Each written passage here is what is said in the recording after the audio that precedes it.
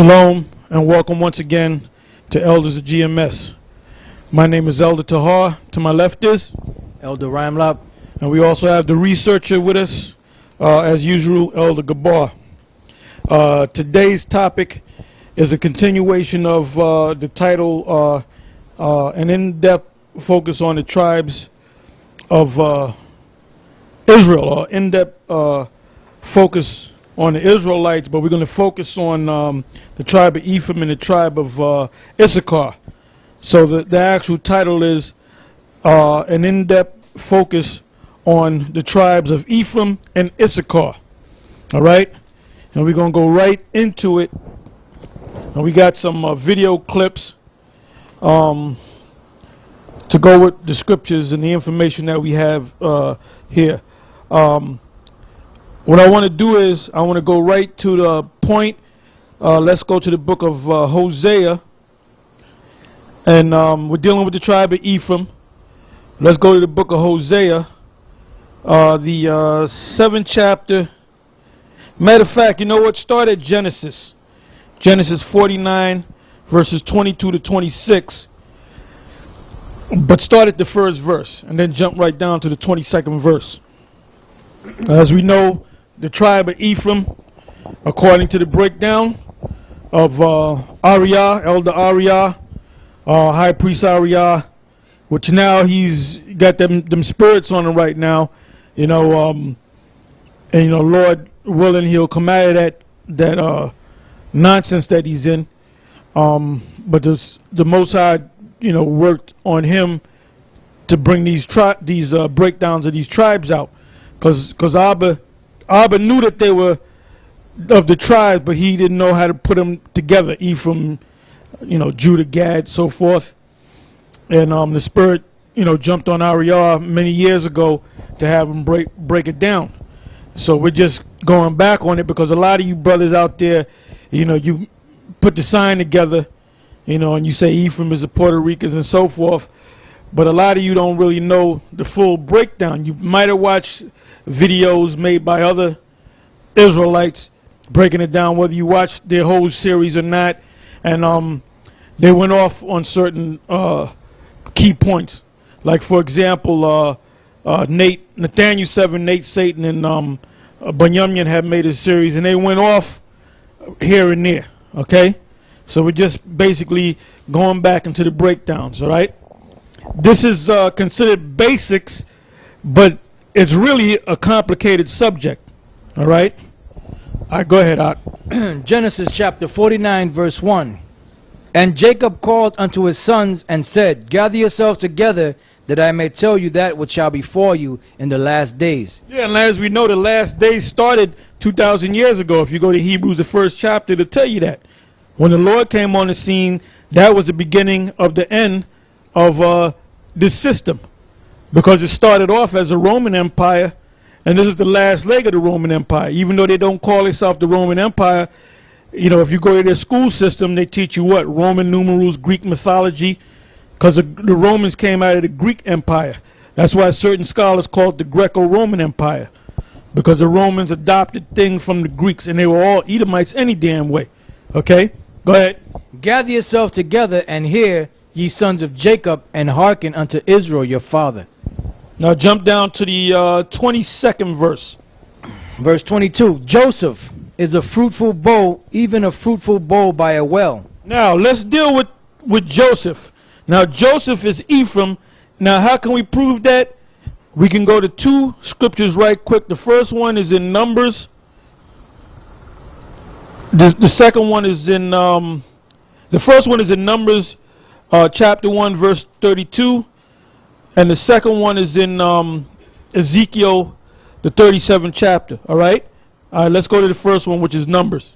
Numbers chapter 1, verse 32. Of the children of Joseph, namely of the children of Ephraim. Yeah, read that again.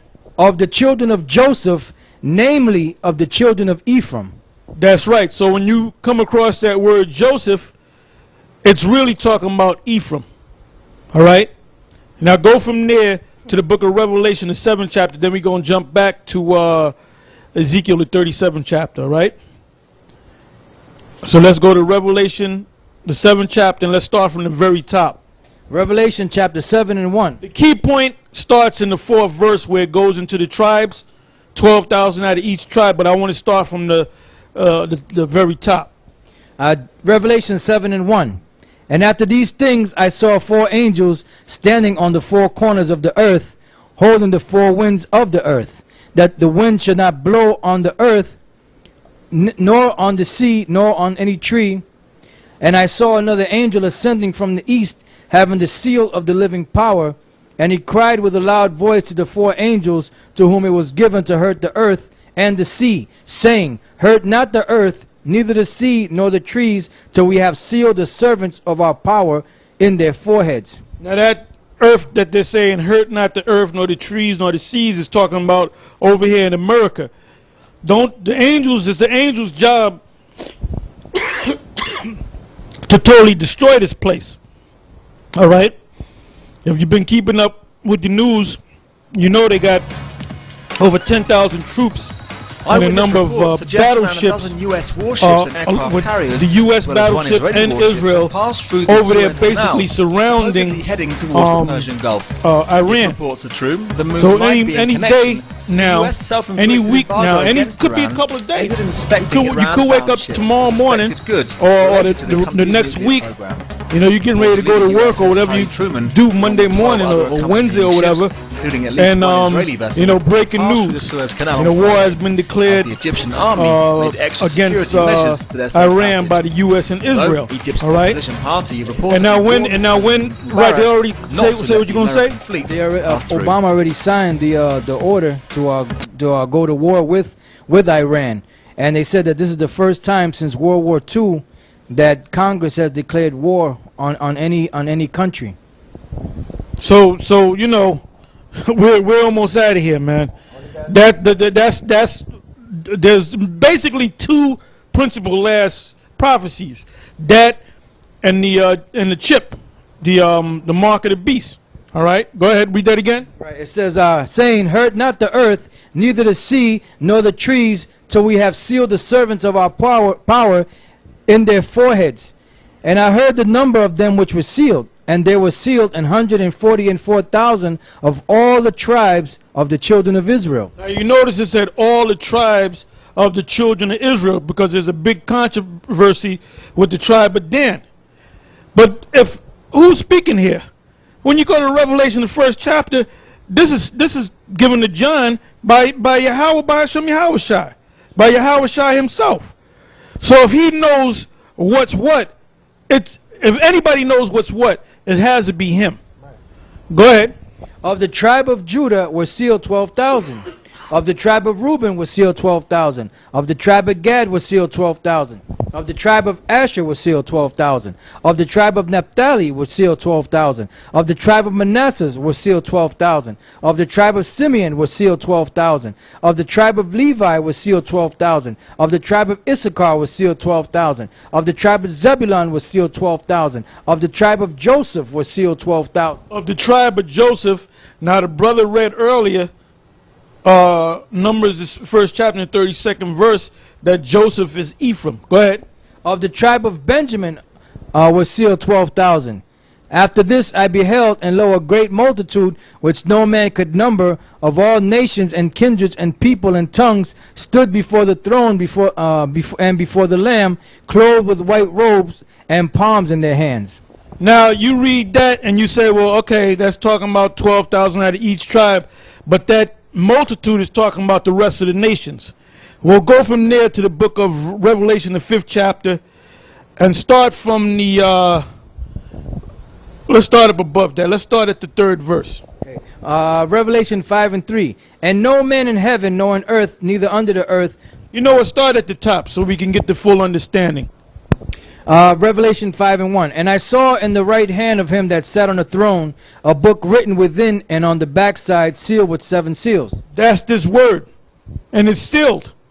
That's why people can't break it down. The only ones that can break it down is the prophets of the Lord. Go ahead. It says, And I saw a strong angel proclaiming with a loud voice, Who is worthy to open the book and to loose the seals thereof?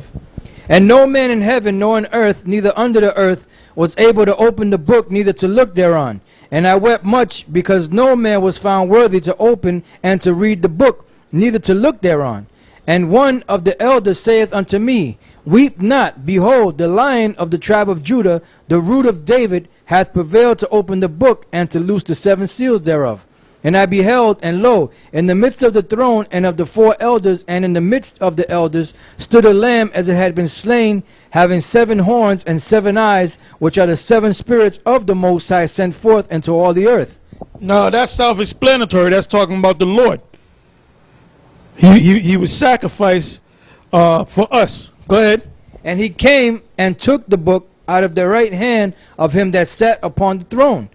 And when he had taken the book, the 4 beasts and 24 elders fell down before the Lamb, having every one of them harps and golden vials full of odors, which are the prayers of the saints.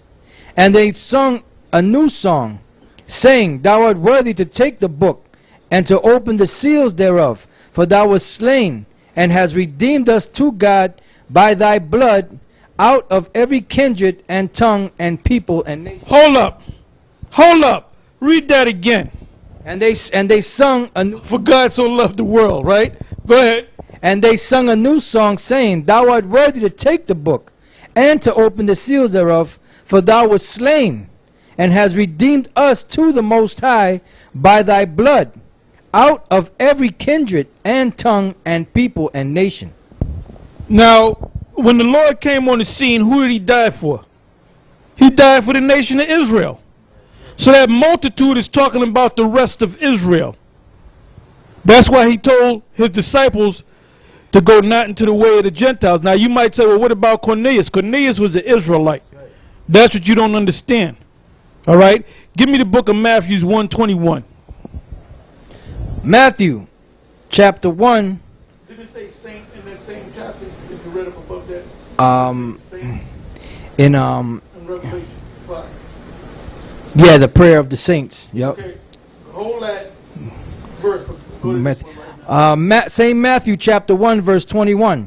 And she shall bring forth a son, and thou shalt call his name Yahushai. Now this is what the angel Gabriel told Joseph and Mary to name their son. Because normally you name your son what you wanted to name him, but there was a reason why the angel said name him that. Why? Because that was an omen nomen. And Gabar always speaks about that omen nomen, which is a name sign. Alright? Now the reason why they said name him Jesus, but in the Hebrew was Yahushai. The word Yahushai means he deliver. Alright? Go ahead. And thou shalt call his name Jesus, Yahushai, for he shall save his people from their sins. Now who was the Lord's people? Israelites. He came out of Israelites. He came to save Israelites. So how in the hell can you get all the other nations up in there? You can't. Go ahead. Matthew 2:6. And thou Bethlehem in the land of Judah are not the least among the princes of Judah, for out of thee shall come a governor that shall rule my people Israel. That's plain. That's plain.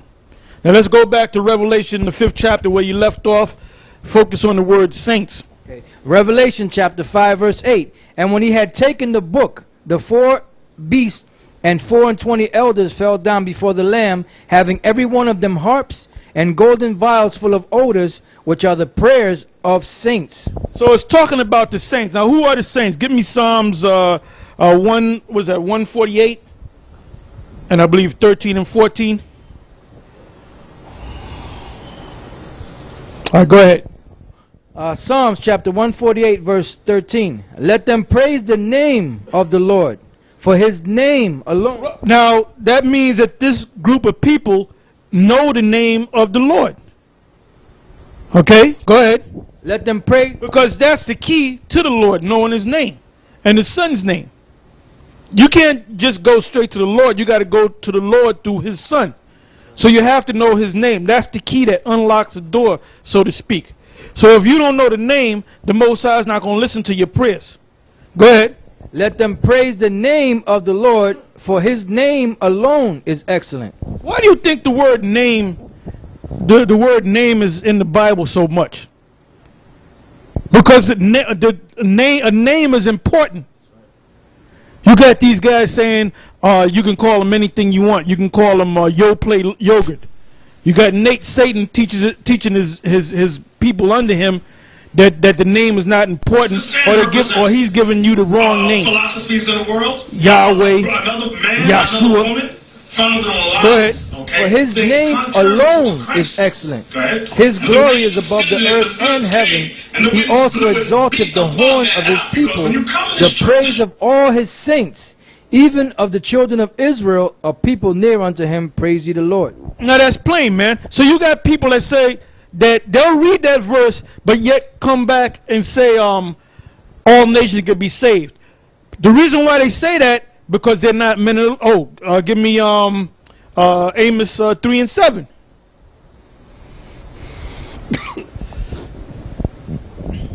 Amos chapter 3 verse 7. Surely the Lord power will do nothing, but he revealeth his secrets unto his servants the prophets. Yeah. And that's plain and to the point, man. That's why you guys can't get it. All right. Now let's go back to Revelation 7 about the 12 tribes. let's go back to that. Okay. Revelation chapter 7 verse 5. Of the tribe of Judah was sealed 12,000. Of the tribe of Reuben was sealed 12,000. Of the tribe of Gad was sealed 12,000. Of the tribe of Asher was sealed 12,000. Of the tribe of Naphtali was sealed 12,000. Of the tribe of Manasseh was sealed 12,000. Of the tribe of Simeon was sealed 12,000. Of the tribe of Levi was sealed 12,000. Of the tribe of Issachar was sealed 12,000. Of the tribe of Zebulun was sealed 12,000. Of the tribe of Joseph was sealed 12,000. Of the tribe of Benjamin was sealed 12,000. After this I beheld, and lo, a great multitude, which no man could number, of all nations and kindreds and people and tongues, stood before the throne and before the Lamb. Now you know what that last verse means. It's talking about the rest of Israel. Because all Israel is going to be saved. All right? Now let's go from there back to Genesis, the 49th chapter, and the 26th verse to the 22nd verse to the 26th verse. All right, go ahead. Genesis chapter 49 verse 22. Joseph is a fruitful bow, even a fruitful bow by a well. Now give me the blue letter, brother. Give me the blue letter. Open up another tab and give me the blue letter, and give him the verse. Genesis 49 and verse 22. Read it again. Joseph is a fruitful bow, even a fruitful bow by a well. Now we're going to find out. I know what the word means, but we're going to find out what the word bow means. All right? I read that out. Yeah, we're in the blue letter. Son, male, child, grandson, children, male and female. They went off there. Youth, young men, sons, people. That's pretty much it. Repetition. So the word bow, now a bow is something that is like a branch that comes out of a tree. So if the tree's right here, the fruit of the tree come from the stock of the tree, I guess you can say. So in this sense, it's talking about the sons of Ephraim. All right, go ahead. This is Psalms 127 and 3. Lo, children are an heritage of the Lord, and the fruit of the womb is his reward. As arrows are in the hand of a mighty man, so are children of the youth. Happy is the man that hath his quiver full of them. They shall not be ashamed, but they shall speak with the enemies in the gate.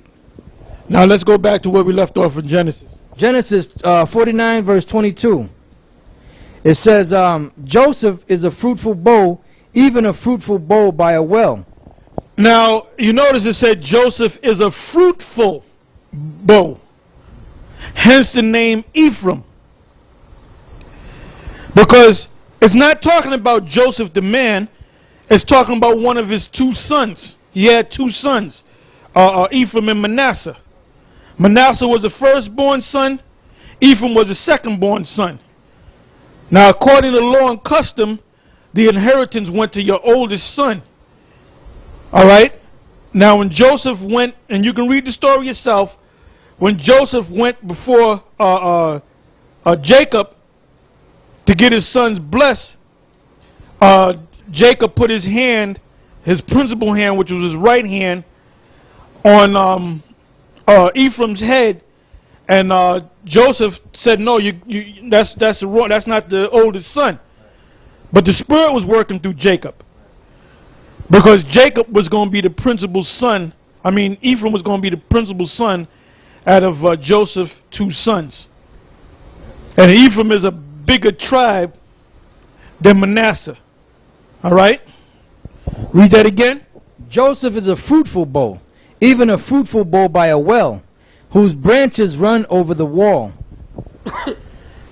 Now, a well is where you get water. When you go down the island of Puerto Rico, there's nothing but water over there, man. Nothing but water. Nothing but tropical conditions down there. You can be homeless down there all year round and do well. You can pick the fruits off the trees. Because we got brothers in the camp that actually went to Puerto Rico. You can literally live off the land, man. All right, go ahead. Whose branches run over the wall. The precept on the branches is daughters. Right. Look up the word branches now. Look up the word branches. Same verse 22, same verse. So as soon as you get it, all right? All right, go ahead. Yeah, the Hebrew word there for branches is, I'm going to click on it, is, yeah, they got, oh, they got bath. Looks like bath. Yeah. Well, like Elder Tar said, it's supposed to be banaf, which is the Hebrew word for daughter. But they do have the correct definition. The word there is bath they have, but it says daughter, daughter, girl, adopted daughter, daughter-in-law. Anyway, the definition is daughter. So that bough and that branch going over the wall is talking about what? The tribe of Ephraim coming over here to the Americas. Because out of all the tribes, what you got to understand is Judah was already over here based upon slavery. The first major tribe to come over here of the rest of the tribes were Ephraim. Now I know that the 40s, maybe even the 30s, right? The mid 30s, into the 40s, on up until the 50s and 60s, you had Puerto Ricans coming up here to the Americas, long before the Brazilians, the tribe of Asher, long before Issachar, long before these other tribes as a bulk. And then maybe around the 60s you had Issachar coming up here, but then again you had a lot of Issacharites living over there in the west too, because Mexico is right under California. But the major tribe that came to the Americas and bulk was Ephraim, outside of Judah. All right. All right. It says whose branches run over the wall. Whose branches run over the wall is talking about they left Puerto Rico to come to America to have a better life. All right. Go ahead. The archers have sorely grieved him. The archers is talking about Esau, the so-called white man, first in the form of the conquistadors, which means the conquerors, which at first came from Spain. Then when you came over here, you caught hell over here, man. Now let's go from there to the book of Hosea, the 9th chapter and the 13th verse.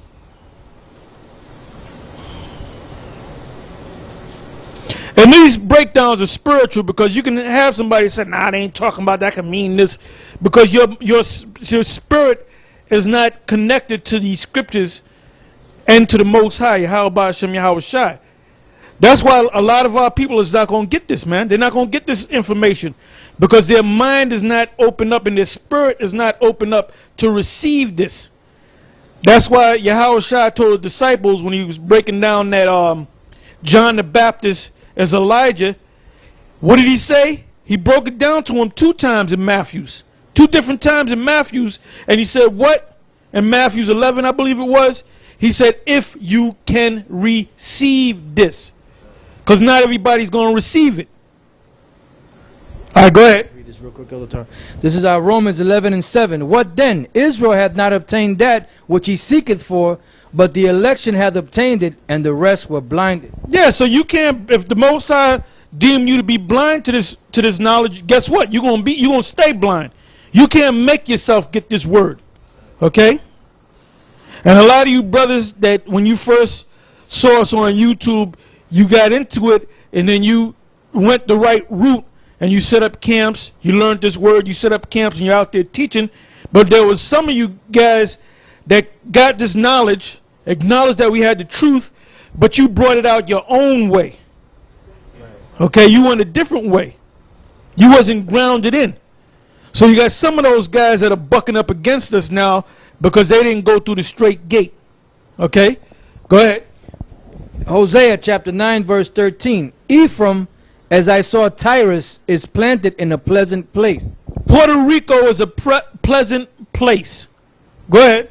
But Ephraim shall bring forth his children to the murderer. Now that's plain. Like I said, the first tribe out of the outside of the tribe of Judah, out of all the tribes, Ephraim was the first to come to the Americas in bulk.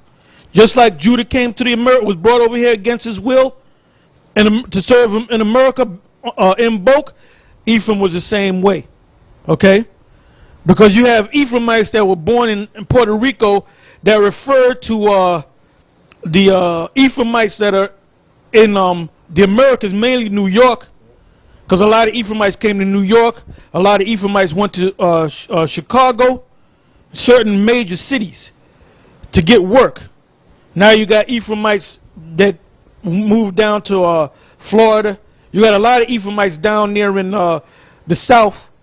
You got a lot of Ephraimites living in Pennsylvania, man. Okay? But the Puerto Ricans, the so-called Puerto Ricans that were born in Puerto Rico, they refer to the Puerto Ricans up here in New York as New York Ricans. Like you're really not Puerto Ricans. It goes back to what? Judah looking at the tribes in the Gentile state of mind, for lack of a better word, you're not our people. They actually have relatives, man. You actually have cousins that live down in Puerto Rico. You have the same blood relatives, but them cousins, your same blood, they say, well, you're really not a Puerto. Well, how can you really not be a Puerto Rican when you're actually blood cousins? Okay? All right, go ahead, Ak. Verse 14. Give them, O Lord, what wilt thou give them? That's all I wanted. Okay, that's all I wanted. Now let's go back to Genesis 49. What verse did we leave off in? 23. The archers have sorely grieved him and shot at him and hated him. That's talking about Esau. Whether you you're referring to Esau over here in the Americas, or whether you're talking about the Edomites during the time of the conquistadors coming over here or going to the islands, they all hated the tribe of Ephraim just like they hate the tribe of Judah. Go ahead. It says, but his bow abode in strength, and the arms of his hands were made strong by the hand of the mighty power of Jacob. What did it mean by that? Them Edomites wanted to get that gold. That's why they call that land Puerto Rico, rich port, because they wanted to kill off all the Ephraimites, the tribe of Ephraim, so they can get that gold and they can get that land. But the Most High blessed them. Part of their blessing was to be fruitful. That's why the word Ephraim, the tribe Ephraim, means fruitful. They're going to have a lot of children. All right? From thence is the shepherd, the stone of Israel, even by the power or the God of thy fathers, who shall help thee, and by the Almighty, who shall bless thee with blessings of heaven above, blessings of the deep that lieth under, blessings of the breast and of the womb. The blessings of thy father have prevailed above the blessings of my progenitors, unto the utmost bound of the everlasting hills. They shall be on the head of Joseph, and the crown of the head of him that was separate from his brethren. Right. The separate from his brethren is talking about starting with Manasseh and so forth. All right?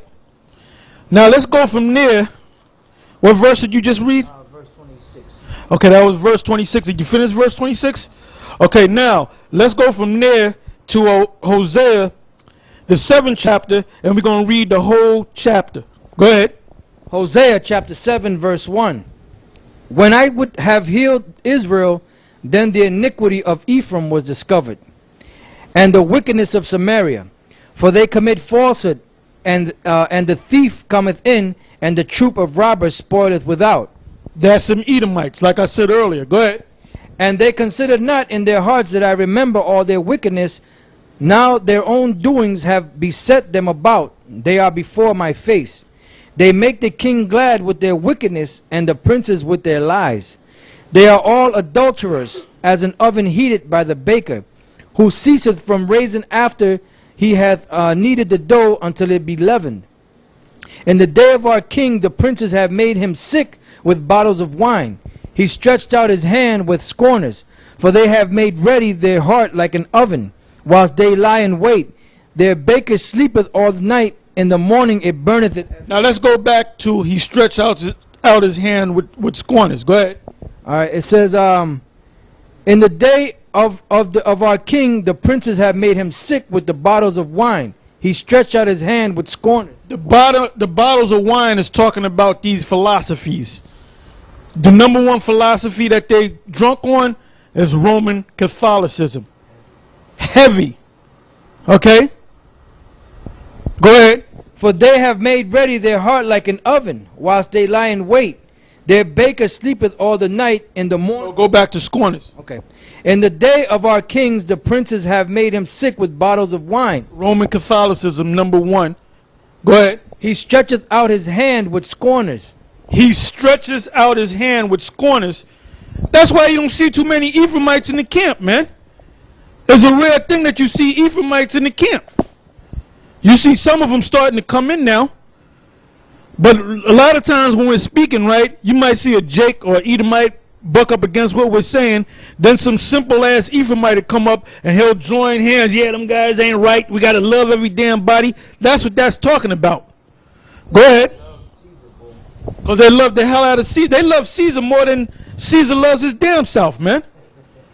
Go ahead. For they have made ready their heart like an oven, whilst they lie in wait. Their baker sleepeth all the night. In the morning it burneth as a flaming fire.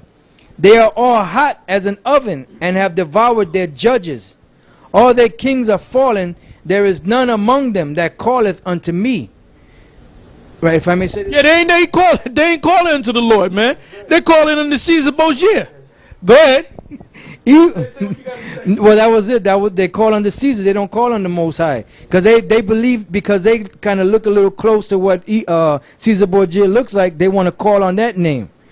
It says Ephraim, and I mean I have to say is my mother had that damn picture of Caesar Borgia's up on the wall, and I happened to go over there one day, and she had, you know, an old picture of me, you know, when I was like younger, like a teenager. She had the picture all inside of the picture of Caesar, and I said, "Mom, why you got my picture with the devil?" She said, "Ay Dios mío," you know, like she got, like she was. And then when I went back there again the next time, the picture was gone. Just Caesar Borgia's picture was up. Ephraim, yeah, because she said, "The hell with my son. I'm gonna continue to love Jesus." Now she ain't gonna tell you that, but that's why she, you know. Yeah, that's right. Ephraim, he hath mixed himself among the people. Ephraim, he has mixed himself among the people. You know, them Ephraimite women, they love them damn Edomites, man. And them Ephraimite dudes, they love them damn Edomites, especially if you got blonde hair and blue eyes. And then Ephraimite women, they love to bleach their damn hair, man. All right. Hey, I'm sorry. Well, these are experts right here. We got two experts that actually Ephraimites. All right, go ahead. Hey, like my pops, right? My pops, one time, because my pops, you know, he's a Taino, right? So he came to me. He said, yeah. He said, man.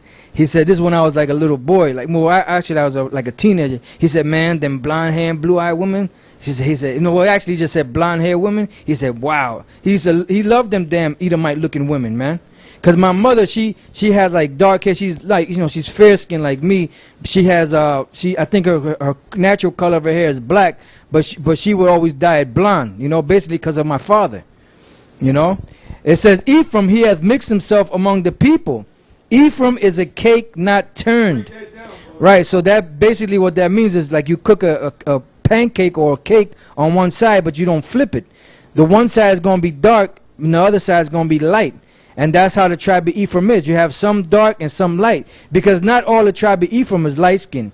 You know, you did have Judah and Benjamin that went down in there that actually mingled in among the rest of Ephraim. That's where you got some that are dark-skinned. But you have some actual Ephraimites that were dark-skinned before Jake even got there. Then when the conquistadors came, when they mixed with the conquistadors, that's why you had some... Well, let's bring it out the right way. When them conquistadors was raping them and killing them.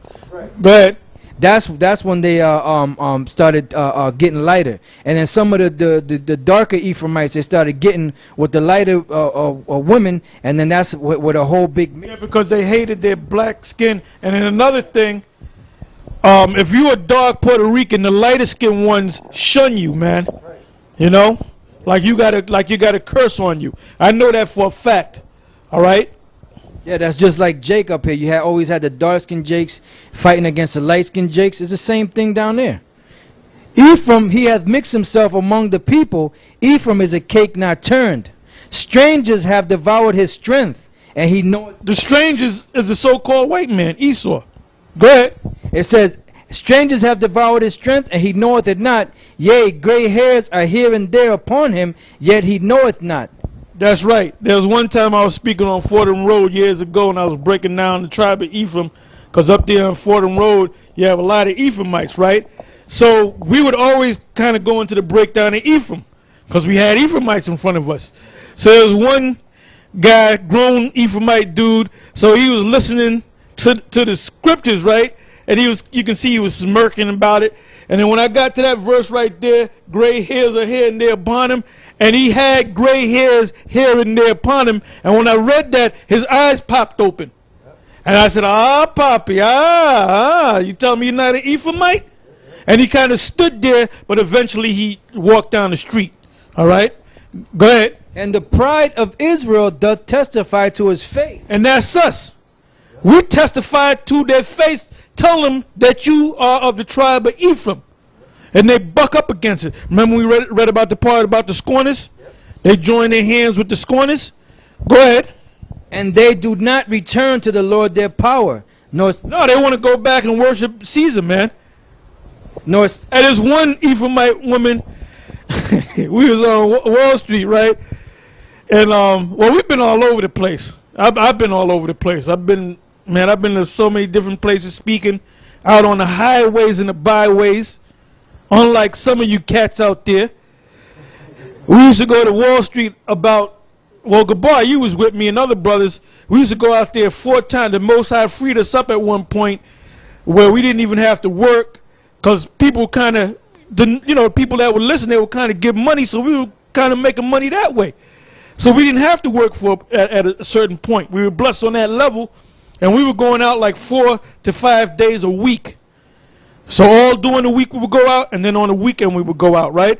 So I was speaking to this Ephraimite, the older Ephraimite chick came by, and I was basically cursing everybody out, and then she bucked up, and I cursed her out, and she said, "What are you doing with Jesus?" I said, "You said this is Jesus?" I said, "Let me tell you what I think about this Jesus." And I slammed the thing on the ground, and the bitch almost caught a heart attack, man.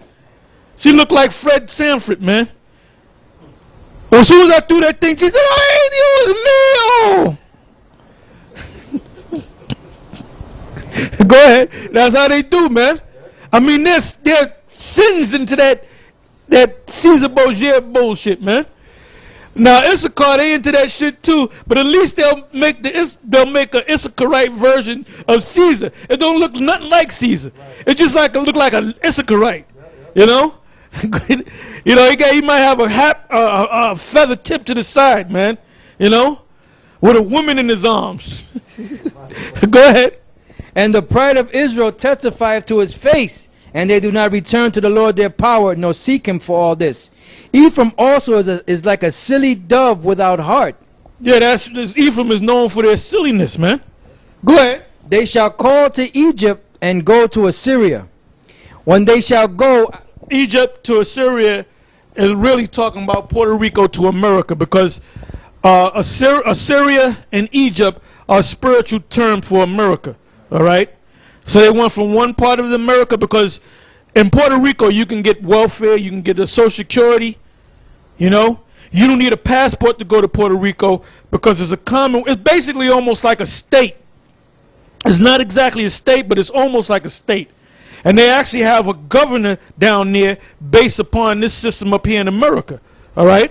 That's why Ephraim could go to Puerto Rico and come back as many times as they want. They don't deport you to Puerto. They don't need no passport. All right? Go ahead. When they shall go, I will spread my net upon them. I will bring them down as the fowls of the heaven. I will chastise them as the congregation hath heard. Woe unto them, for they have fled from me. Destruction unto them, because they have transgressed against me. Though I have redeemed them, yet they have spoken lies against me. And they have not cried unto me with their heart, when they howled upon their beds. They assembled themselves for corn and wine, and they rebelled against me. Though I have bound and strengthened their arms, yet do they imagine mischief against me. They return, but not to the Most High. They are like a deceitful bow. Their princes shall fall by the sword for the rage of their tongue. This shall be their derision in the land of Egypt. Right, in the land of America. And they catching hell.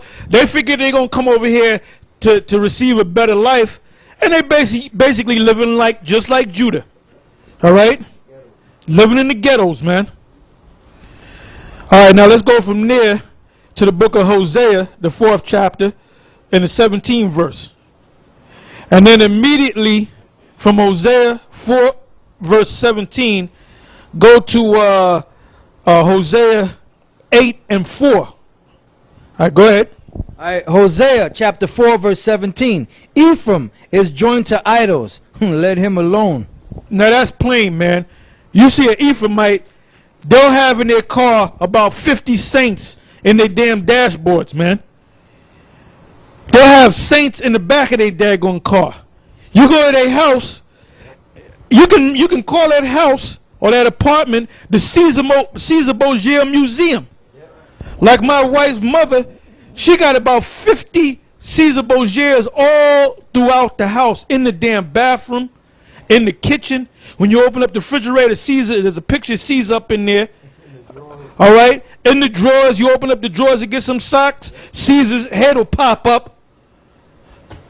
I mean, all over the place, man. And one day I got so mad, I cursed her and her sister out and said, why you got these goddamn devils all up in your house, man? The pride of Israel testifies to their face, right? But yet they don't turn to the Most High. Go ahead. So Hosea 8 and 4, was it, Elder Torah? Okay, Hosea, you just finished reading Hosea 4 and 17, right? Gone. Now jump to Hosea 8 and 4. Hosea chapter 8, verse 4. They have set up kings, but not by me. They have made princes, and I knew it not. Of silver and their gold have they made. That's their idols. Go ahead. And their gold have they made. Of their silver and their gold have they made them idols, that they may be cut off. Now let's go to the origins of that.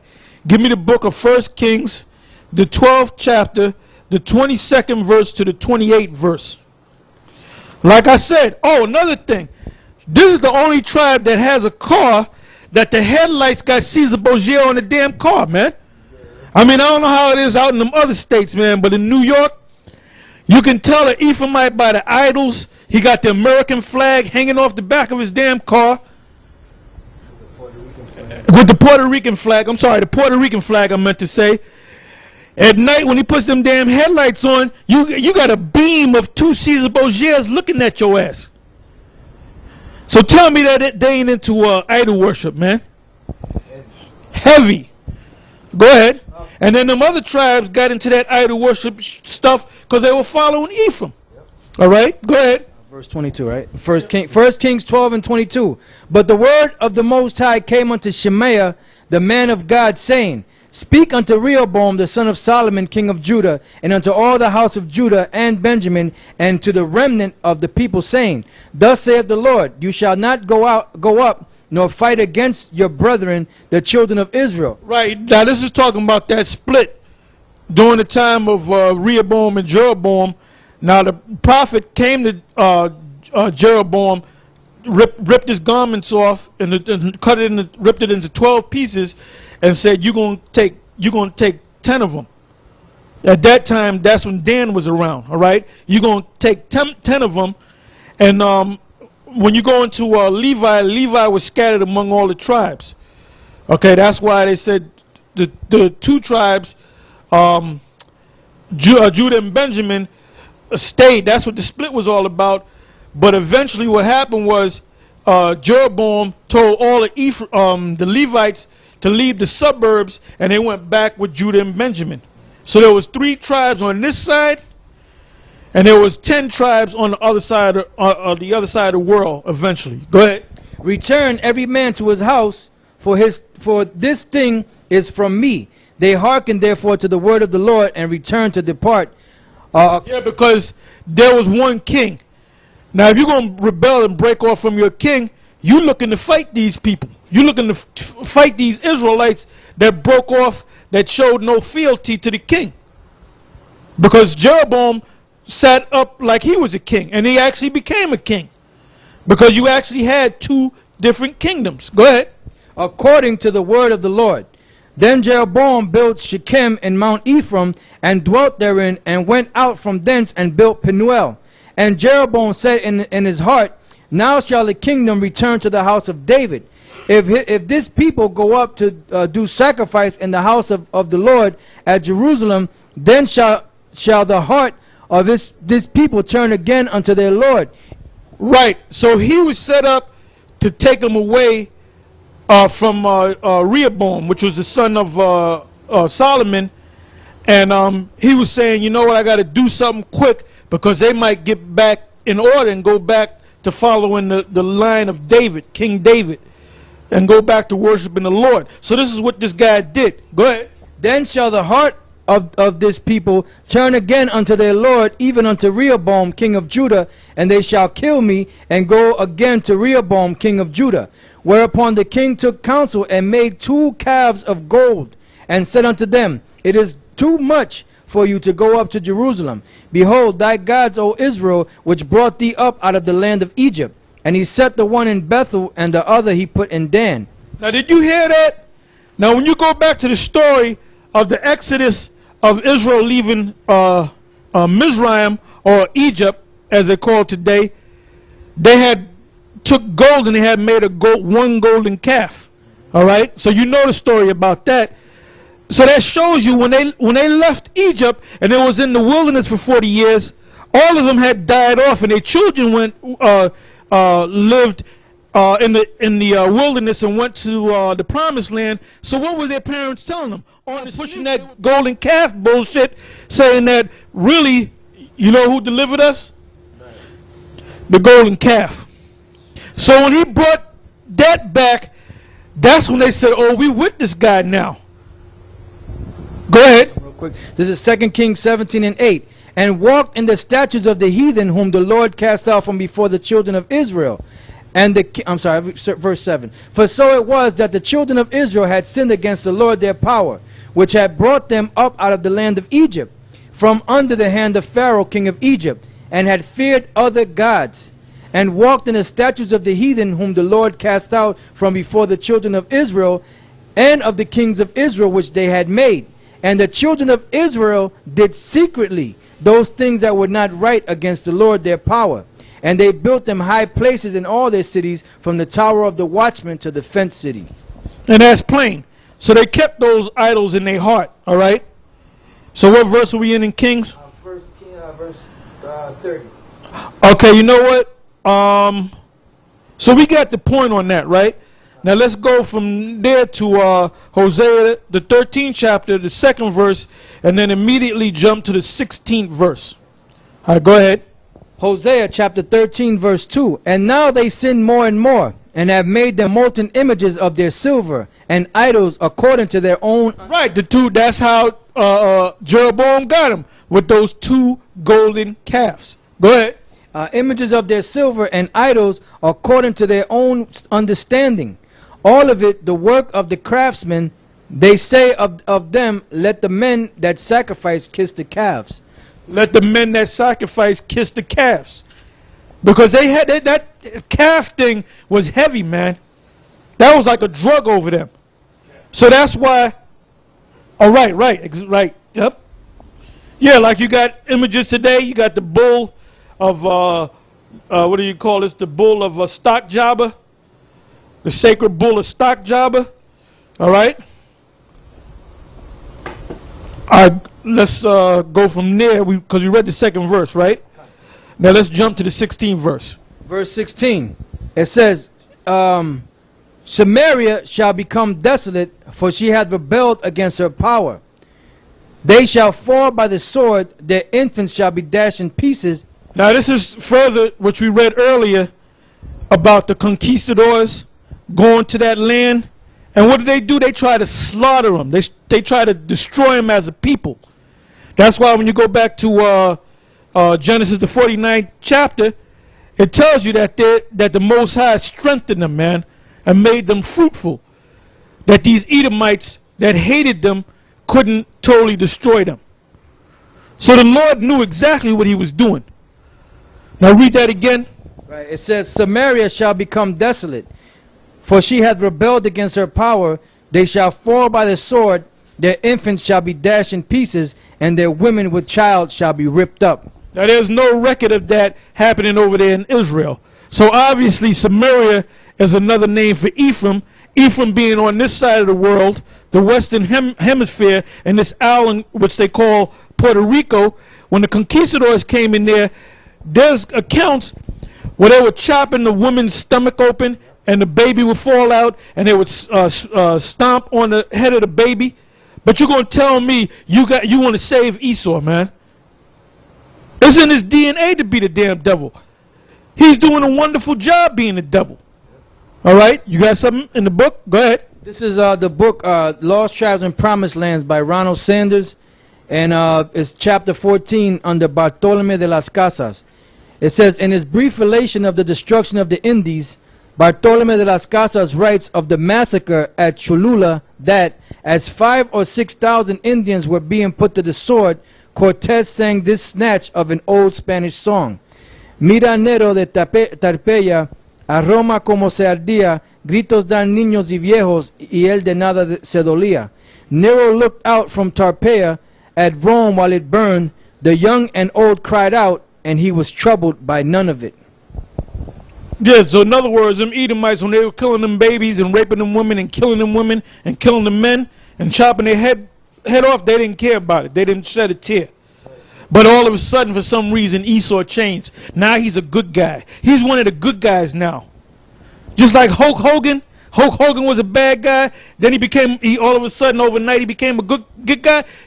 That's why you tribes, you're going to get messed up, man. Go ahead. This must be taken as one of Las Casas' frequent embroideries of the truth, for the sake of dramatizing the monstrousness of Spaniards in the New World. So monstrousness, another word for that is devils. That's why we call them devils. All right? So anyway, we hit the main points of the tribe of Ephraim. We covered that. Now we're going to go to the tribe of Issachar. And you know, there's a lot of history. You know, we can get a lot of history books and accounts, but we'll be here for hours going into that, man. But you got the main point, the main focus, mainly the scriptures. You got the main point. If you can't see that that's the tribe, talking about the tribe of Ephraim, then your eyes are not open. All right? But like the Lord told the disciples, you ain't going to receive everything. He said, if you are able to receive it. All right? That's right. All right, now we're going to deal with the tribe of Issachar. And I got a couple of clips on Issachar. The first scripture I want to go to is Genesis, the 49th chapter, the 14th and the 15th verse. Genesis chapter 49, verse 14. Issachar is a strong ass couched down between two burdens. And he saw that rest was good, and the land that it was pleasant, and bowed his shoulder to bear, and became a servant unto tribute. Read that again, nice and slow. It says Issachar is a strong Issachar is a strong ass couched down between two burdens. Now, if you go to a travel agency and you want to go to Mexico, you go inside that travel agency. I don't know if they do it today, because I went to Mexico City back in '87. If you go into the travel agency, especially like I said, you have travel agencies that deal with. You can go to Europe, you can go to China, you can go to Mexico, you can go to Puerto Rico. But now, when I went to Mexico, the travel agency that I dealt with my woman was mainly my woman dealt with the preparations and all that, okay? Because she had went to school down there, so she knew how to speak Spanish, and so she was a Gadite, but she knew how to speak fluent Spanish and everything. And she had lived in Mexico for a while, going to school. So she talked me into going to Mexico. So I said, well, look, if I'm going, I'm going to bring literature, you know, and that's exactly what I did, you know. And them people took to this truth, man. When you told them that they were Issachar, they were one of the tribes of Israel. When you give them a literature, they would just stop whatever they were doing. They would even children. They would stop and read, and then they would ask you questions about the literature if they didn't understand certain things. I was on a train, they call it the Metro, and I had passed out literature to everybody on that train, right? And when I got off at the stop, I think more than about 60% of the people got off and surrounded me, and they were asking me all kind of questions about this information. So they took to it, man. Okay? So now when you go to that travel agency, before you go to Mexico, you might see posters up. You know, if you're gonna go to Spain, you might see posters of a mountain or some famous castle, or you might see you see a poster of Mexico, and sometimes you'll see an ass or a donkey with two burdens over the donkey's back. So that's what we're reading about right now. So let's read that again. Issachar is a strong ass couched down between two burdens, and he saw that rest was good. And he saw that rest was good. Now, we didn't go and look up the siesta. The siesta is when you would work early in the morning, and I believe it's 3 o'clock. Now, there's this mechanic I deal with his family. They're from Mexico. They can be working on your engine, man, and as soon as 3 o'clock hits, they'll stop everything, man, and they'll just sit down for an hour and eat and just lay back and relax. It's like there's a spurt on them. Yeah. And then if you can say, could you, no, you wait till 4 o'clock. You got to wait. Yeah. All right, that's how they are, because you had this thing where they bust their ass. By the way, Issachar means he is hired. Now, the way to pronounce it is not Yashaka, is Yashashka. Yashashka. Okay? Yashashka means he, the Yah, he hired, or he is hired. That's what it means. Because he became a servant to tribute. Because let me tell you something, I can't work the hours that Issachar can work, man. They work 18, 19 hours like it's nothing. Because it's in their DNA. Because the Most High made them that way. That's why, hence they got the name Issachar, Yashashka, which is an omen. He is hired. Okay? Read that again. And he saw that rest was good. So read it from the top. Issachar is a strong ass couching down between two burdens. And he saw that rest was good, and the land that it was pleasant. The land is pleasant, man.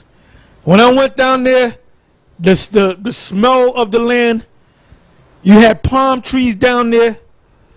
You had different type of trees and vegetables down there. You know, it was a whole different spirit. Go ahead. And bowed his shoulder to bear, and became a servant unto tribute. A servant unto tribute, meaning tribute means work. That's where the Spanish word trabajando, which means work. Okay, when you pay tribute to somebody, that's that word work. You work for somebody. Okay. All right, go ahead. That was it on that. That was it on that. All right, now let's go from there to the book of Deuteronomy, the 33rd chapter and the 18th verse. All right, go ahead. Deuteronomy chapter 33 verse 18. And of Zebulun he said, Rejoice, Zebulun, in thy going out, and Issachar in thy tents. They shall call the people unto the mountains. There they shall offer sacrifices of righteousness, for they shall suck of the abundance of the seas and of the treasures hid in the sand. Read that last part again, the middle. Okay, it says, there they shall offer... Read the part where it goes into Issachar. Okay, it says, and Issachar in the tents, and Issachar in thy tents. They shall call the people unto the mountain. There they shall offer sacrifices of righteousness, for they shall suck of the abundance of the sea. Right. The part where they said about sacrifices of righteousness is a lot of them know that they're Israelites. Right. You run into enough of Mexicans, they'll tell you they know that they're Israelites. Now the reason why they know that they were Israelites, because I had the article, but I don't have time to really bring it out, but you can look it up for yourself. That during the time of the conquistadors, you had a lot of Spaniards and Moors, which were Israelites, come to Mexico. And then they would marry Mexican women, they would intermarry with them, and they would bring their custom of being an Israelite, or the Torah. So you had mixed families where you had Issachar marrying among the real Israelites and some so-called Jews. So they were actually praying to the Most High. They were following Torah. Now years ago, back when Yaiqua was still living, I'm talking about back in the early 80s, he actually had an article where it was showing you that there was a group of Issacharites that actually take out the Torah and they do the Torah blessing and they keep the Passover. But I was trying to find that article and I couldn't find it. It's an old article. But if you do enough research, which I have found an article on the web, it tells you back in the 1500s and the 1600s, you had a lot of Israelites from Spain that came over here to the Americas, mainly Mexico. All right? Go ahead. It says, and Issachar in thy tents. Then they shall call the people unto the mountains. There they shall offer sacrifices of righteousness, for they shall suck of the abundance of the seas and of the treasures hid in the sand. And of the treasures hid in the sand. Now what treasure is hid in the sand? That Esau known about this back in the 1800s. I'm going to let the brother read this part of this article. Yeah, this is from a web page entitled Oil. It says, although explorers drilled Mexico's first petroleum well in 1869, oil was not discovered until the turn of the 20th century. Commercial production crude oil began in 1901. By 1910, prospectors had begun to define the Panuco, Ibano, and Faja de Oro fields located near the central Gulf of Mexico coast town of Tuxpan. And systematic explorations by foreign companies came to supersede the uncoordinated efforts of speculative prospectors. Mexico began to export oil in 1911. Now there's a point down here in the third paragraph. I'll just read it. It says, Mexico was second only to the United States in petroleum output and led the world in oil exports. By the early 1930s, however, output had fallen to just 20% of its 1921 level as a consequence of worldwide economic depression. Yeah, so the oil's still down there, man. Now, you know, down there in the Gulf of Mexico, they cracked the bottom of the sea right there, and they can't stop the oil.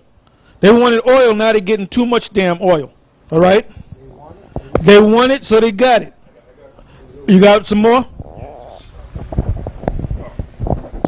Yeah, reading on further, it says Mexico's oil output expanded at an average annual rate of 6% between 1938 and 1971.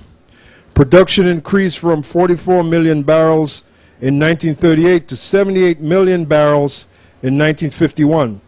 Domestic demand progressively exceeded output, and in 1957, Mexico became a net importer of petroleum products.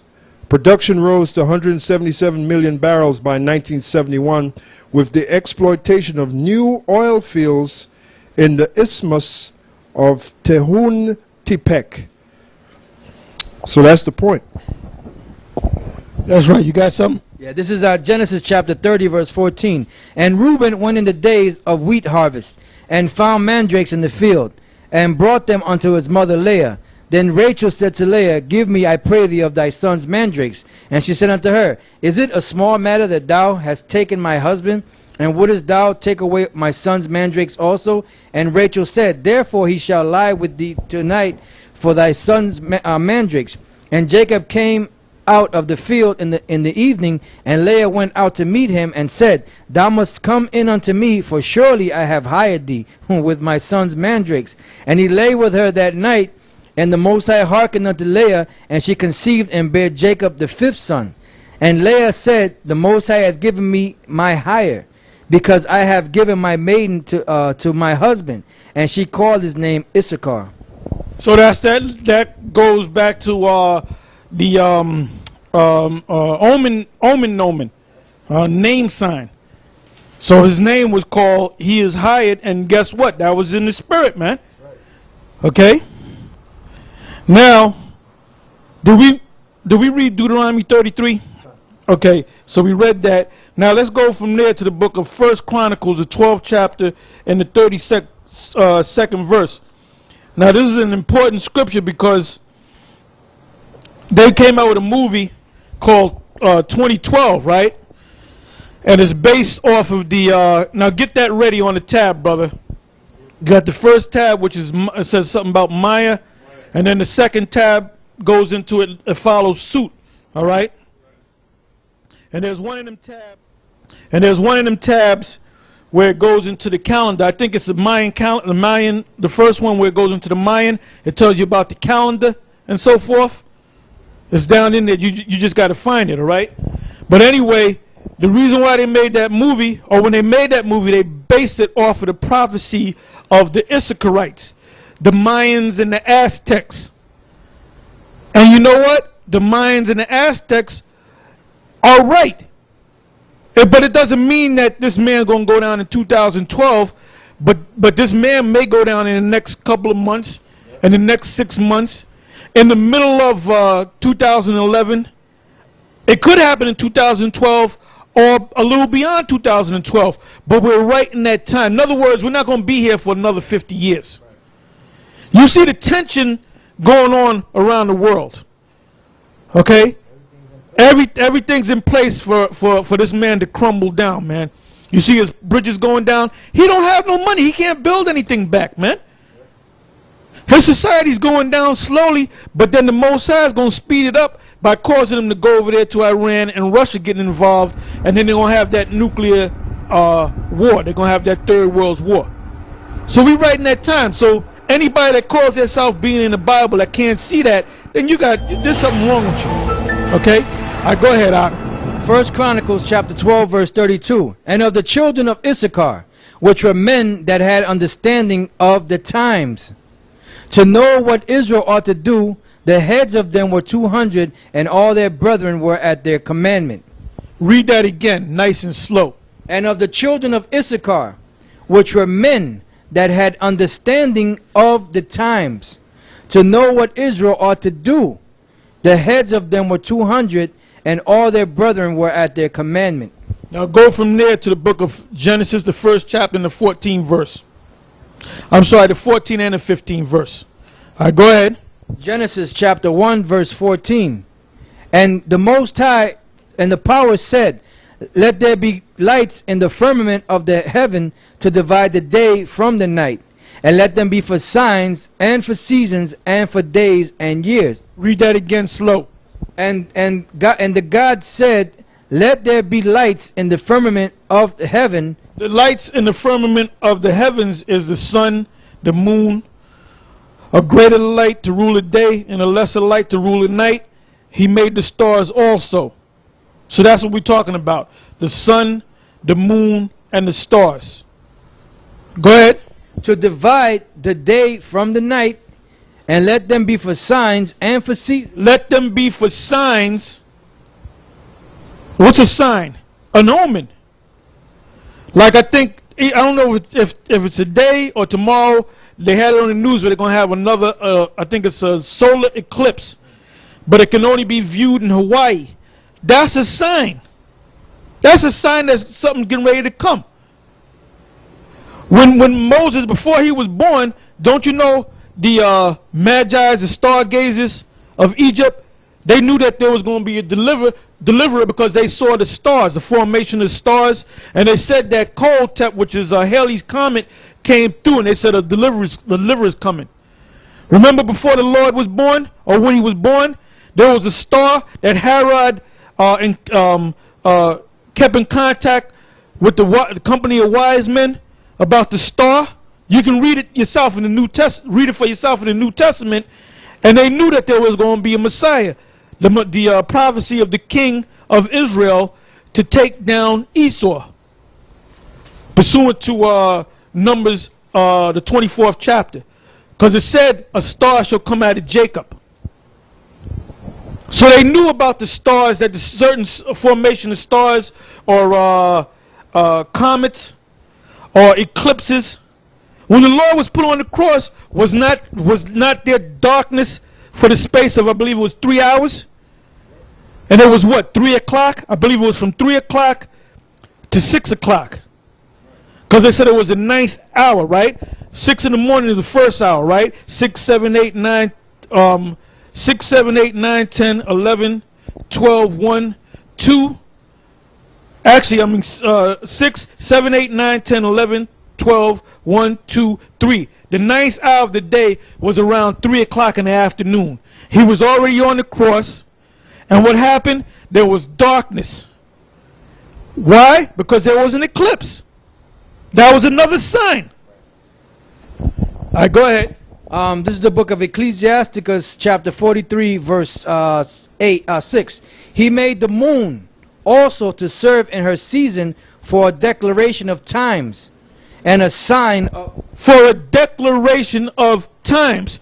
Now go back to Chronicles and then go back to the Apocrypha. This is 1 Chronicles 12 and 32. And of the children of Issachar, which were men that had understanding of the times. So what does that mean by the times? It means they can look up into the heavens and they can say, this is what's going to happen. When Israel went out to war, they're going to win the battle. Or no, don't fight on this day. Wait 2 weeks later. The high holy days. But in the case of Issachar, they looked at the stars and the Most High gave them the spirit to know that something major was going to happen. That's why everybody around the world points to 2012 coming from the Mayans and the Aztecs. All right? Go ahead. Ecclesiasticus 43 and 6. He made the moon also to serve in her season for a declaration of times and a sign of the world. From the moon is the sign of feast, a light that decreaseth in her perfection. The month is called after her name, increasing wonderfully in her changing, being an instrument of the armies above, shining in the firmament of heaven. Yeah, there's a couple of photos. This is on the Tehukan webpage from Wikipedia. It says, view of the Avenue of the Dead and the Pyramid of the Sun from the Pyramid of the Moon. And then when you scroll down, there's another picture. It says, and the view in the other direction from the Pyramid of the Sun. Should I go to Maya? Go to the Maya. All right. Now, I'm going to go to Maya. Yeah. Yeah, I got something of interest to you, too, to tie into what you just read, dealing with the observations. The tribe of Issachar, also known as the Mayans, and their observation of the sun and the moon and whatnot. This is under Maya in the Wikipedia. It's under notable constructions. It says observatories. The Maya were keen astronomers and had mapped out the phases of celestial objects, especially the moon and Venus. Many temples have doorways and other features aligning to celestial events. That just backed up what you said about how they could look up in the skies and know certain events were coming. Round tables often dedicated to Kukulkan, and perhaps those most often described as observatories by modern... Can I say something? Yep. Kukulkan and Quetzalcoatl, that's supposed to be Yahweh Shai. Because Yahweh Shai came to the Americas after he left the apostles, okay? Yeah, reading on. It says, many temples have doorways and other features aligning to celestial events. Round temples, often dedicated to Kukulkan, are perhaps those most often described as observatories by modern ruined tour guides, but there is no evidence that they were so used exclusively, and temple pyramids of other shapes may well have been used for observation as well. Now, if we scroll down, we go to mathematics. This is dealing with the calendar. It says, in common with the other Mesoamerican civilizations, the Maya had measured the length of the solar year to a high degree of accuracy, far more accurately than that used in Europe as the basis of the Gregorian calendar.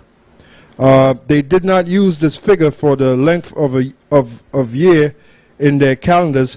However, their calendars, or the calendars they used, were crude, being based on a year length of exactly 365 days, which means that the calendar falls out of step with the seasons by 1 day every 4 years.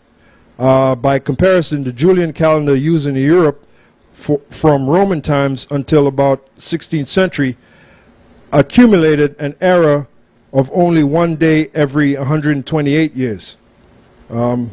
That's pretty much it on that. Yeah, so it's telling you that Esau knows that Issachar, they were heavy into dealing with the calendar, which a calendar has months. The word months goes back to moon. So they were able to look into the heavens and see actual prophecy in the making. All right? All right, go ahead. Yeah, one more thing I had written down. It's under religion on the same Maya page. It says the Maya underworld is reached through caves and ball courts. It was thought to be dominated by the aged Mayan gods of death and putrefaction. The sun Kinich Ahu and Izama, an aged god, dominated the Mayan idea of the sky. Another aged god, God El, was one of the major deities of the underworld. The night sky was considered a window showing all supernatural doings. The Maya configured constellations of gods and places saw the unfolding of narratives in their seasonal movements and believed that the intersection of all possible worlds was in the night sky. So that's right. Well, calculus, that there's a movie called, I believe it's called Stand and Deliver, with Edwin James Olmos, and it was based upon a true story of these Mexican kids in L.A. that he taught them calculus, and they couldn't get it at first because it was advanced math. And he said, "Come on, that says." He said, "This is in your blood. The Aztecs and the Mayans, man, they used to do this, man." And then he said, "Don't you know that his people, the Mayans, they understood the concept of a negative number." All right? He said Esau didn't even understand what a negative number is. Like you got -5. -5 plus 2 would be -3. If you understand positive numbers and negative numbers. All right? So that goes right back to the scriptures. Okay? You got anything else? Because I want to bring this clip out. Go ahead. John chapter 10, verse 16. And other sheep I have which are not of this fold, them also I must bring, and they shall hear my voice, and there shall be one fold and one shepherd. Now that's talking about the Lord was telling them that he's going to go, he's going to leave them, and he's going to go to the other side of the world. That's what the Mormons preach about. That how the Messiah came on this side of the world to the Americas and spoke to the Gadites and the Issacharites and the other tribes. And he told them that he was going to come back. Alright? So the Mormons know that much. Now I want to go to this clip right here.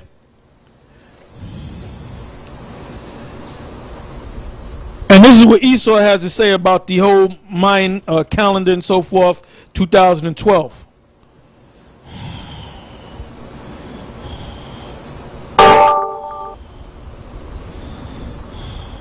'21 is the day, December 21st, 2012. Can you imagine going out perhaps early in the morning on that date, looking up and seeing a large, fiery, tumbling thing headed straight at Earth? Can you imagine that? We'll ask why the Mayans picked that particular date in a moment. I've always baited myself about the end of the Mayan calendar, figuring a couple of Mayans were sitting around. One said to the other, I've had it with this calendar crap, that's it. And that's when they stopped. They just got sick of making calendars. I don't know. But here we have a date, 21 December 2012, which could be the end of all, perhaps. Why that date? On what do you believe they might have based that? I'm going to ask how the Mayans might have known to pick that specific date, 21 December 2012. How did they know? We'll be right back. You believe all this is a recurring cycle of destruction, yes?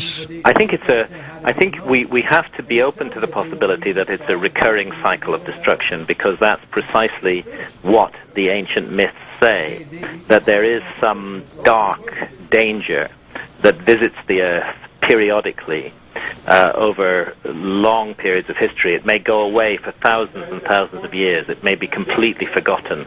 It may be something that people never ever think about, but then, like a grim avenger, it comes back, it returns to strike us down. People never ever think about, but then, like a grim avenger, it comes back, it returns to strike us down again. And there seems to be some kind of cycle operating, which perhaps we don't fully understand.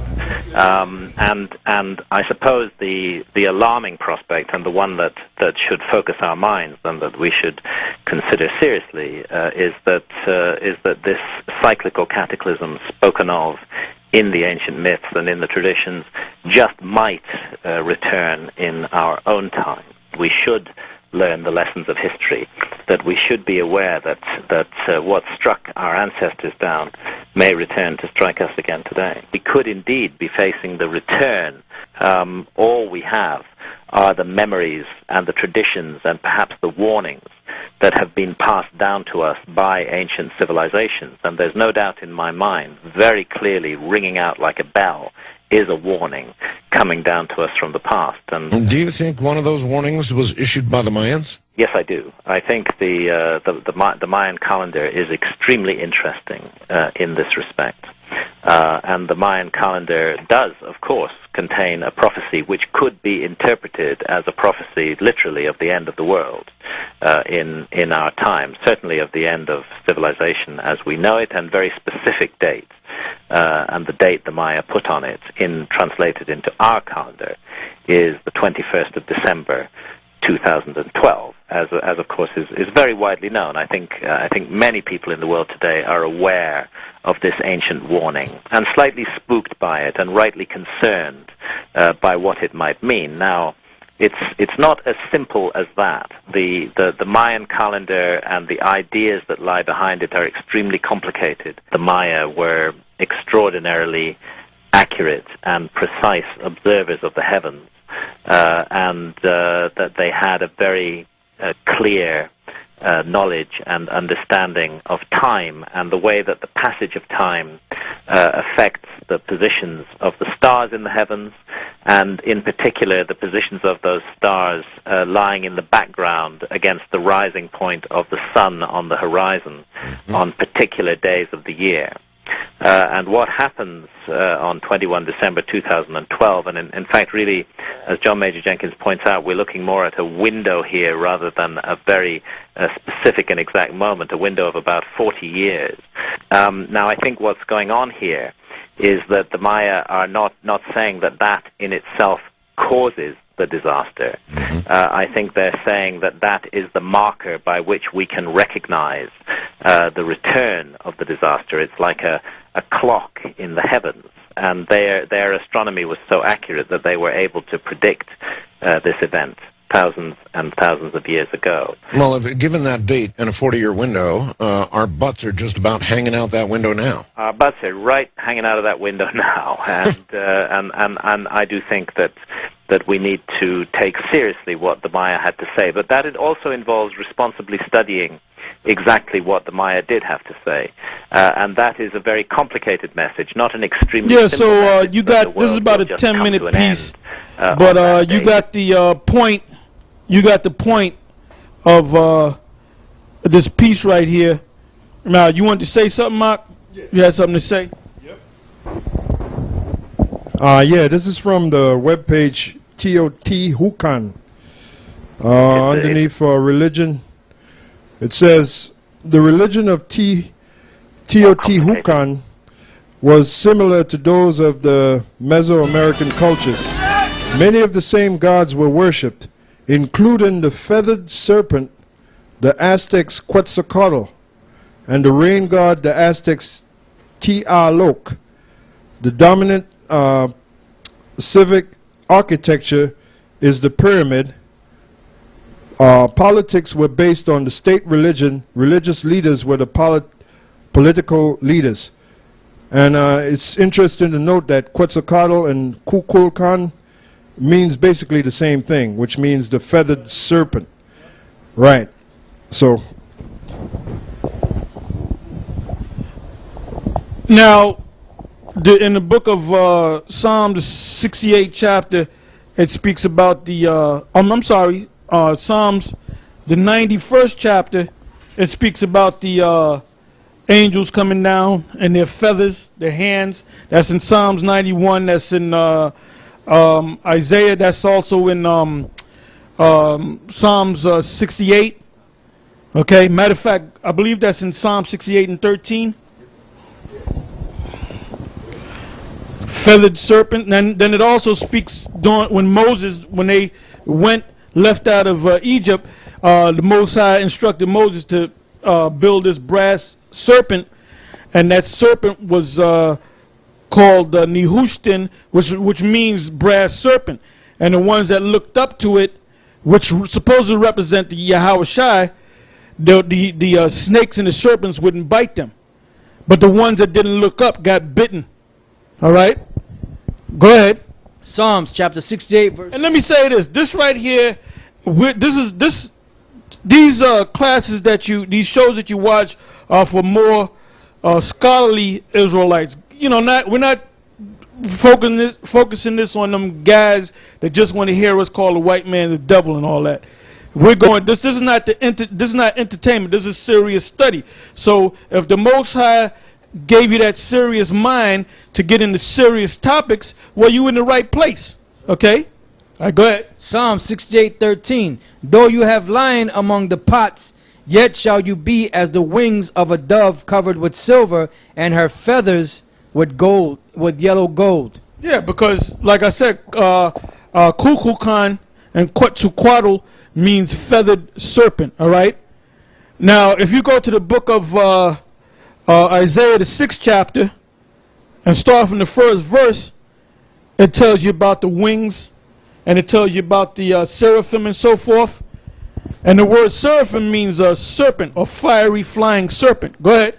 It says, Isaiah chapter 6 verse 1, in the year that King Uzziah died, I saw also the Lord sitting upon a throne, high and lifted up, and his train filled the temple. Above it stood the seraphims. It says, above it stood the seraphims. Each one had 6 wings. With twain he covered his face, and with twain he covered his feet, and with twain he did fly. And one cried unto another, and said, Holy, holy, holy is the Lord of hosts. The whole earth is full of his glory. And the posts of the door moved at the voice of him that cried, and the house was filled with smoke. Now read from did the word seraphim come up? All right, go ahead. It says, above it stood the seraphims. Each one had 6 wings. Now it said wings. Wings normally have feathers on it, right? The word seraphim, and the brother's going to probably look it up, but I'm going to tell you what it means. The word seraphim means serpent or fiery flying serpent. This was basically a shuttle ships, groups of shuttle ships that came out of the so-called mothership, which was a big ship. And it mentions that when you read it down, because the Lord came out of the major ship.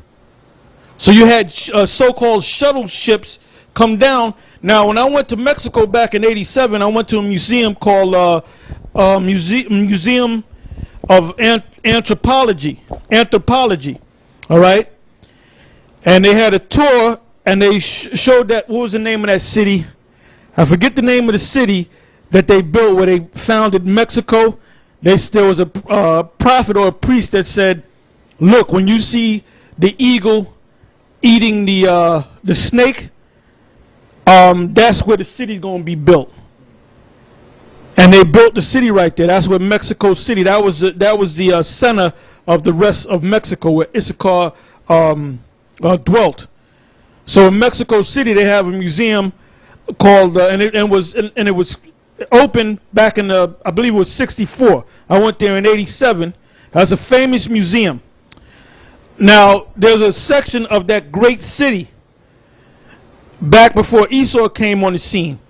And the tour guide said, look, Quetzalcoatl came down among his people, and he taught them many things, and he said he's going back into the heavens. And when he left to go in the heavens, he left in a spaceship, and he said he's coming right back in a spaceship. All right? All right, go ahead. It says, and above it stood the seraphim. Each one had 6 wings. With twain he covered his face, and with twain he covered his feet, and with twain he did fly. And one cried unto another, and said, Holy, holy, holy is the Lord of hosts. The whole earth is full of his glory. And the post of the door moved, and the voice of him that cried, and the house was filled with... Yeah, the post of the door moving represented that ship coming down. Now that was similar to this movie, a scene, the opening scene of this movie called The Fifth Element. Remember when them beams came down and the ships came down, and you heard that loud noise? Well, that was similar to that. Because Esau, like I said, Esau reads out this book. That's where he gets his ideas to make these sci-fi movies. All right? Go ahead. Isaiah chapter 14 verse 29. Rejoice not thou, whole Palestina, because the rod of him that smote thee is broken. For out of the serpent's root shall come forth a cockatrice, and his fruit shall be a fiery flying serpent. Now that's talking about the missiles, all right? Now, I'm going to show you one more clip. This is dealing with Quetzalcoatl, which is supposed to be Yahweh Shai. That was Yahweh Shai when he came back. Now they're going to show this. I'm going to show you this scene from this movie called Blood In, Blood Out. Now you want to read that now, or you want to wait until after the scene? Okay, I'll wait. Okay, we'll wait until after the scene. All right. Okay, ready out.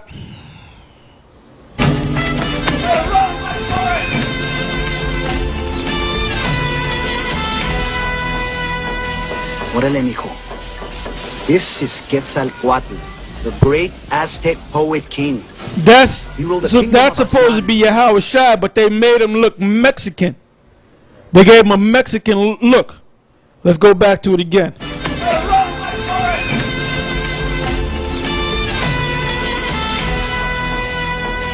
Órale, mijo. This is Quetzalcoatl, the great Aztec poet king. He ruled the kingdom of Aztlan that was from Mexico all the way up here to Califas. Sexy mamazota. Canipas Pay is attention, the Americans. pelao. I'm gonna teach you all about Aslan, because this vato's coming back someday to reclaim the Raza's kingdom. Gotcha? Pero why do you put my initials on? Because you helped me, say we did it together, carnalito. ¿Qué hubo?